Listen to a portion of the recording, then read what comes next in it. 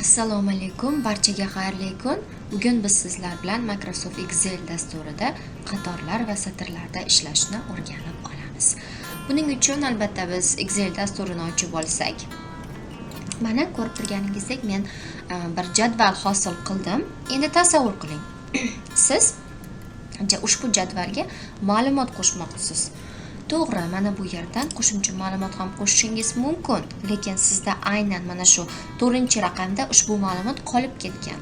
Qolib ketgan ma'lumotni kiritish uchun biz birinchi navbatda sichqonchani chap tugmasini bosamiz, o'ng tugmasini bosib, Save tugmachasini bosishimiz kifoya.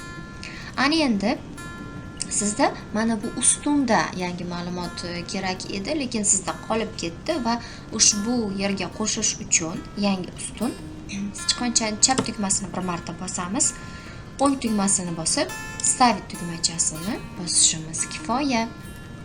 Mana ko'rib turganingizdek, bizda yangi ustun hosil bo'ldi. Endi yana ortga qaytib olsak, avvalgi holatiga. Endi siz ushbu hisobotingizda raqamlarni ajratib ko'rsatmoqchisiz. Xo'p, buning uchun biz Ctrl tugmachasini bosgan holatda hammasini blokka olamiz va Найти и выделить tugmachasini bosib, выделить группу ячеек-ni tanlaymiz va konstantini tanlab, tekst, logический, ошибкini o'chiramiz va OK tugmachasini bosamiz. Mana ko'rib turganingizdek, bizda raqamlar ajralib ko'rsatilyapti. Endi tasavvur qiling, siz ushbu raqamlarni biroz kichraytirmoqchisiz. Mana sichqonchani chap tugmasini bir marta bosdim va mana bunday qilib 2 marta bosdim. Bunisini ham bosib olasak, mana qisqardi bizda. Biroz kichiklashyapti.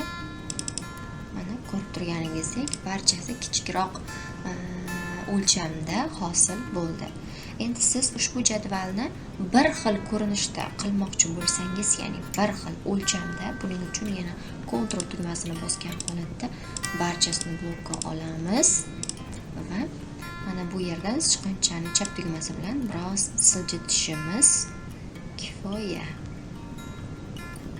Mana bunday qilsak, mana ko'rib turganingizdek, jadvalimizning hammasi bir xil o'lchamga keldi. Bugungi darsimiz mana shulardan iborat edi. Barchangizga tushunarli va qiziqarli bo'ldi degan umiddaman. E'tiboringiz uchun kattakon rahmat.